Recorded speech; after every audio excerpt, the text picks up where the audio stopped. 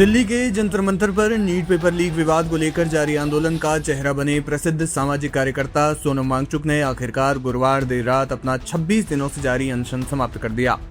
लेकिन इस फैसले तक पहुंचने का रास्ता आसान नहीं था। 3 दिनों की गहन कूटनीतिक बातचीत, सरकार के नरम पड़ते रुख, वरिष्ठ नेताओं की अपील और पत्नी गीतांजलि अंगमो के कड़े रुख के बाद वांगचुक अपना अनशन तोड़ने के लिए सहमत हुए। सूत्रों के अनुसार 20 जुलाई को संसद मार्च के दौरान हुए लाठीचार्ज और आंसू गैस के इस्तेमाल के बाद ही सरकार ने वांगचुक से संपर्क साधने की कोशिशें शुरू कर दी थी। सुप्रीम कोर्ट में सोनम वांगचुक के राष्ट्रीय सुरक्षा कानून मामले की पैरवी कर चुके वरिष्ठ वकील और कांग्रेस सांसद विवेक तन्खा ने इस पूरे मामले में महत्वपूर्ण मध्यस्थ की भूमिका निभाई। इंडियन एक्सप्रेस से बातचीत करते हुए विवेक तन्खा ने कहा, आंदोलन में शामिल हुए युवाओं का संघर्ष अपनी जगह जारी है, लेकिन उनका गिरता स्वास्थ्य बेहद चिंताजनक था। 26 दिनों में उनका वजन 11 किलो से ज्यादा घट गया था। देश को उनकी जान बचाने की जरूरत थी। वो युवाओं के लिए प्रेरणा है, इसलिए मैंने उनकी पत्नी गीतांजलि और सोनम को अनशन खत्म करने के लिए मनाने में मदद की। 20 जुलाई को लाठीचार्ज के बाद वांगचुक ने केंद्रीय स्वास्थ्य मंत्री जेपी नड्डा को एक खुला पत्र लिखा, जिसमें उन्होंने मांग की कि आंदोलन में शामिल किसी भी युवा प्रदर्शनकारी के खिलाफ कोई पुलिस या कानूनी कार्रवाई न की जाए। ये मांग शिक्षा मंत्री के इस्तीफे की शुरुआती सामूहिक मांग से हटकर एक व्यवहारिक समझौते की ओर पहला कदम थी। 22 जुलाई को विवेक तन्खा के नेतृत्व में सांसदों के एक सर्वदलीय प्रतिनिधिमंडल ने मेदांता अस्पताल पहुंचकर वांगचुक से अनशन वापस लेने की अपील की। शशि थरूर, तिरुचि शिवा, राम गोपाल यादव, कपिल सिब्बल, जॉन ब्रिटास और सागरिका घोष जैसे दिग्गज नेताओं के हस्ताक्षर वाला एक पत्र वांगचुक को सौंपा गया, जिसमें लिखा था, देश और इसके युवाओं को आपके बलिदान से कहीं ज्यादा आपके मार्गदर्शन और ज्ञान की आवश्यकता है। जैसे केंद्र शासित प्रदेश लद्दाख को सोनम वांगचुक की जरूरत है, वैसे ही भारत को भी आपकी जरूरत है। सूत्रों का कहना है कि सरकार द्वारा आश्वासन मिलने के बाद भी वांगचुक इस बात को लेकर असमंजस में थे कि छात्रों की सहमति के बिना अनशन खत्म किया जाए या नहीं। इस मोड़ पर उनकी पत्नी गीतांजलि अंगमो ने बेहद कड़ा रुख अपनाया। एक केंद्रीय मंत्री के अनुसार उनकी पत्नी ने स्पष्ट शब्दों में कहा कि जब सरकार उनकी शर्तें मान रही है तो वे अपने वादे से पीछे नहीं हट सकते। अंततः पत्नी के समझाने और दबाव के कारण वांगचुक ने अनशन समाप्त करने का निर्णय लिया। इसी बीच 21 जुलाई को लेह से दिल्ली पहुंचे लद्दाख के नेताओं ने भी 23 जुलाई की सुबह वांगचुक से मुलाकात की और उनसे अनशन खत्म करने का आग्रह किया। लद्दाख के प्रतिनिधिमंडल के एक वरिष्ठ नेता ने कहा कि छात्र आंदोलन अब वांगचुक से आगे बढ़ चुका था। उन्होंने अपनी भूमिका बखूबी निभाई। हमें लद्दाख के अपने क्षेत्रीय मुद्दों और राज्य के दर्जे पर सरकार के साथ आगामी वार्ताओं का नेतृत्व करने के लिए उनकी सख्त जरूरत है। 23 जुलाई की देर रात केंद्रीय मंत्री जेपी नड्डा और डॉक्टर जितेंद्र सिंह लिखित पत्र लेकर मेदांता अस्पताल पहुंचे।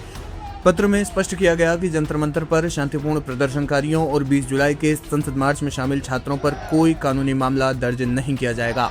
पेपर लीक रोधी नया कड़ा कानून संसद में पेश किया जाएगा। नीट पेपर लीक के कारण आत्महत्या करने वाले पीड़ितों के परिवारों के लिए मुआवजे और संसद में इस मुद्दे पर चर्चा का आश्वासन दिया गया। इस तरह कांग्रेस सांसद विवेक तन्खा और अन्य सांसदों ने उनका अनशन तोड़वाने में बहुत बड़ी भूमिका निभाई।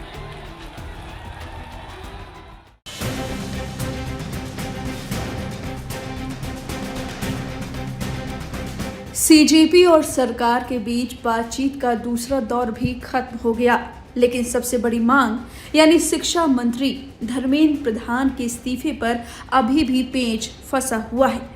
हालांकि इस बैठक से निकलकर 4 ऐसी बातें सामने आई जो संकेत दे रही हैं कि सरकार और सीजेपी के बीच बातचीत अब किसी समाधान की तरफ बढ़ सकती है।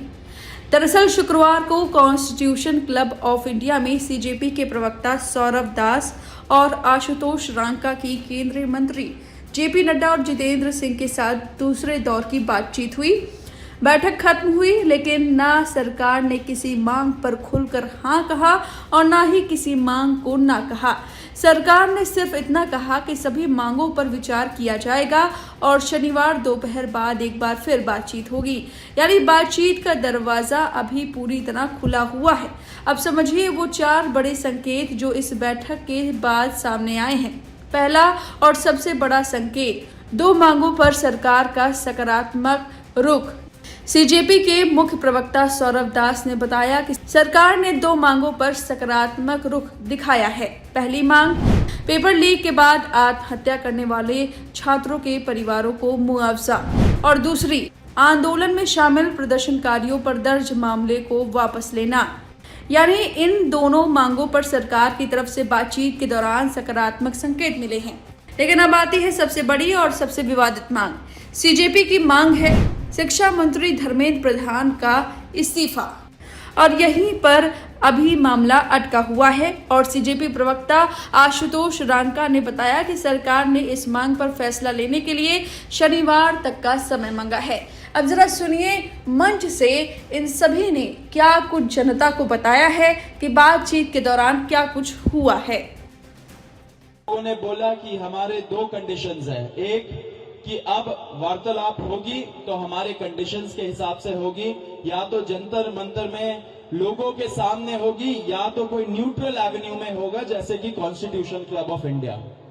एंड दूसरी बात, सरकार का मंशा होना चाहिए हमारी जो डिमांड्स है उसको एक्सेप्ट करने का, तब बात करें, टाइम वेस्ट ना करें किसी का भी, अपना भी हमारा भी। तो उसके बाद सरकार ने हमें कल रात को बोला कि आज 12:30 बजे हम लोग कॉन्स्टिट्यूशन क्लब ऑफ इंडिया में मिलेंगे, सेकेंड राउंड ऑफ डिस्कशन करना चाहेंगे। हमने एक्सेप्ट किया।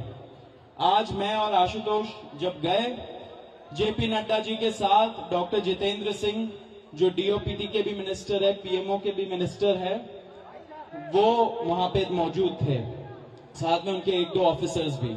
हम लोगों ने बहुत साफ शब्दों में और राइटिंग में उनको बताया हमारे 3 मेन डिमांड्स। नंबर 1 क्या है? सुनाई नहीं दे रहा है? धर्मेंद्र प्रधान इस्तीफा दो। तो नंबर 1 डिमांड जो नॉन नेगोशिएबल है कि या तो धर्मेंद्र प्रधान इस्तीफा दे या तो उनको मंत्रिमंडल से बर्खास्त करे सरकार, नॉन नेगोशिएबल। नंबर 2, 1 करोड़ का मुआवजा सारे फैमिलीज के लिए जिनके बच्चे इस नीट के ब्रोकन करप्ट एजुकेशन सिस्टम के वजह से आत्महत्या करके मर गए, 1 करोड़ का मुआवजा। नंबर 3, जितने हमारे भाई बहन यहाँ पे पीसफुल तरीके से प्रोटेस्ट कर रहे थे एंड जिन्होंने ब्रुटैलिटी सहा पुलिस के वजह से एंड उनके ऊपर एफआईआर दर्ज हुआ, वो सारे एफआईआर विड्रॉ किए जाए। किसी के ऊपर एफआईआर नहीं होना चाहिए, अगर हुआ है तो वो सारे एफआईआर विड्रॉ हो एंड सरकार एक सॉवरेन गारंटी दे हमें लिखित में कि फ्यूचर में भी किसी को टारगेट नहीं किया जाएगा।